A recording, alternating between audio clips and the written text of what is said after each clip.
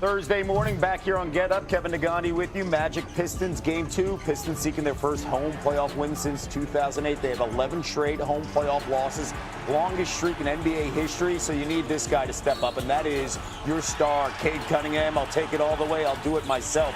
Close game, and then in the third quarter, you start to see the separation. The defense starts to separate, and then they shut down the Magic, and Cunningham finds Jalen Duren. They're up by 24, and you know who likes it? A familiar face. There's Zeke, old school Pistons, watching on. He likes what he sees. Isaiah Thomas. Just under 4 minutes to play. Magic down 25. Pistons, they start the third quarter on a 30-3 run. 10 blocks through the third quarter. Cade Cunningham, 27 points, 11 assists. The handles, yeah, he was comfortable. And the Pistons, they evened the series 98-83 after a shocking Game 1 loss. Outside of the 30-3 run, though, to start that second half, their offense really struggled. In the other 40-some minutes, the team scored just 68 points on 40% shooting, while shooting 4 of 22 from 3. Detroit also turned the ball over 22 times compared to just once in that 7-minute, 30-second run. We know the NBA. We talk about it a lot. It's all about runs, but it was just one run. It was a big one. Back here with Michael Wilbon, the Hall of Famer. Your single biggest takeaway from what we saw in Game 2, which is some uninspired offense outside that 30-3 run. Well, Kevin, they don't have enough offense. Yeah. And that's not going to materialize suddenly during the playoffs just because they need it.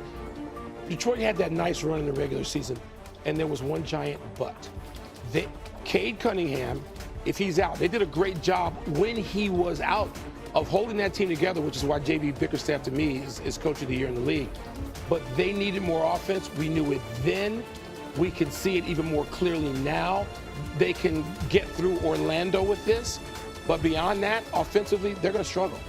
I mean, Cade Cunningham can't do all of this every night against increasingly good defenses. Yeah, the big question is, who's your number 2 offense that you count on? Durant does his job, but sometimes. Can you rely on him on a deep playoff run? Does Cade look right to you? Because, again, we're talking about a guy that's coming off a collapsed lung this spring. He started looking more right last night. Yeah. He did. I mean, but it's going to take some time, and he acknowledged that. Take some time to get back to the form. Look, to me, Cade Cunningham was first team All-NBA during that stretch that he had the Pistons playing well and number 1 seed in the East. And he might have been an MVP candidate there for a while before he goes down with that just insane injury.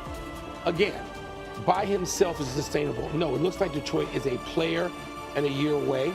I mean, you know, that Game 1 performance against Orlando at home, they struggle at home. They may struggle some more in this series. We haven't even gotten to Florida yet for this series.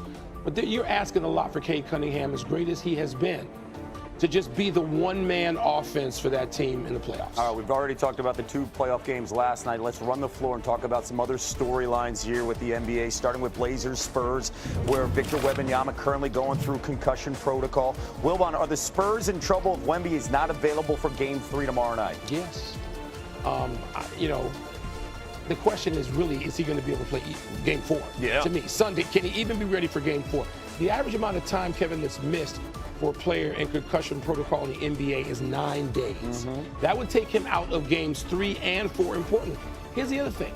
We don't even know if they're going to allow him to travel. That's the key, right? Right? Yeah. So this is not like, you know, the other opponents in Houston. He can just drive in the state of Texas and get to the game like he's in the AAU competition. Yeah. He's got to fly to Portland. We don't know if that's going to be allowed. Yeah, and they're going to depend on their veterans, De'Aaron Fox, Harrison Barnes. Those guys do have playoff experience. Harrison Barnes, a lot of it. They're going to have to rely on that. They did play well and beat Portland a couple of times without Wembanyama in the regular season. Different deal. That's a storyline we'll continue to follow here with Wemby's health and, of course, that concussion protocol. All right, let's move on to the spiciest first-round matchup. Wolves-Nuggets. Minnesota stole Game 2 on the road to tie the series, and they were talking afterwards. Michael, have the Wolves found a formula here to beat the Nuggets? Yes. We know that because they've already done it. They just did it a couple of years ago. Denver was defending champ, and the Timberwolves took them out. This is a legit rivalry.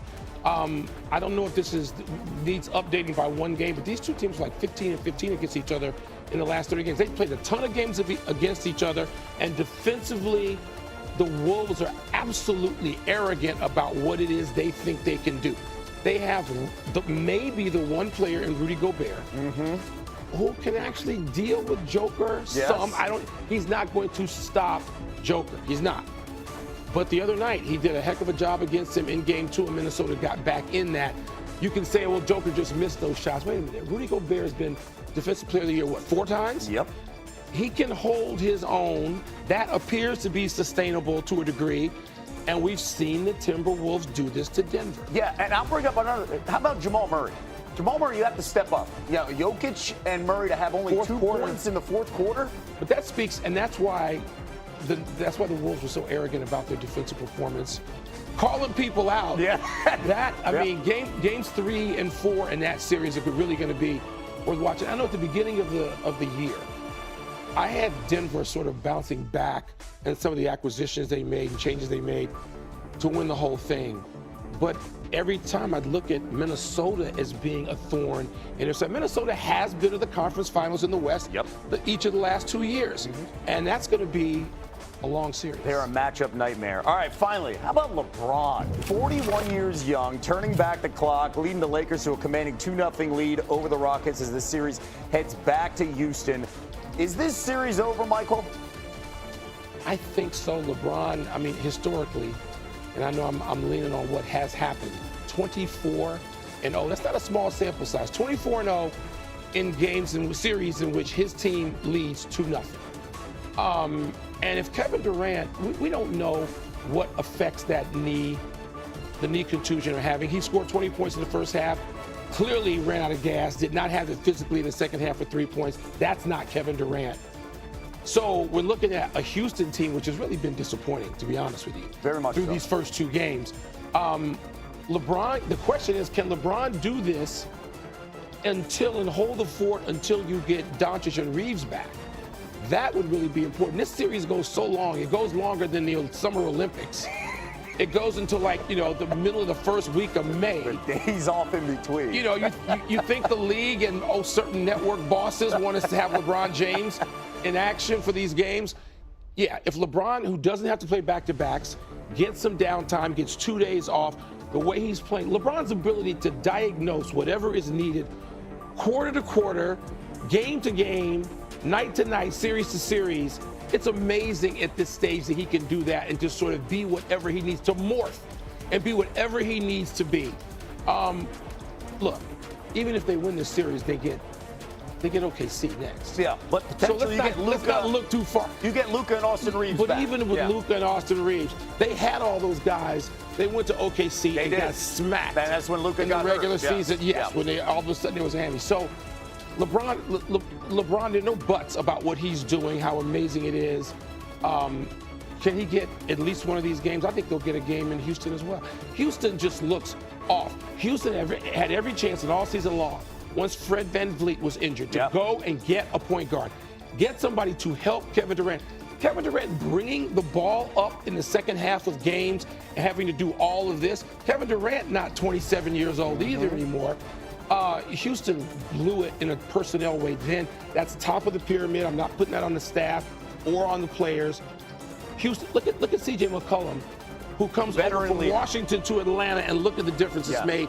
Houston needed a similar sort of acquisition, didn't get it, and they're paying the price. Kendrick Perkins brought it up yesterday. They don't like each other. You could tell on the team. All right, Michael, thank you so much. Saturday night on ABC, we'll have Game 4 between Nikola Jokic and the Nuggets. Ant-Man and the Timberwolves, 8:30 Eastern. Ernie, Kenny, Charles, and Shaq, they tip off coverage 8 Eastern. They'll also be back at 11 Eastern to break down all the action.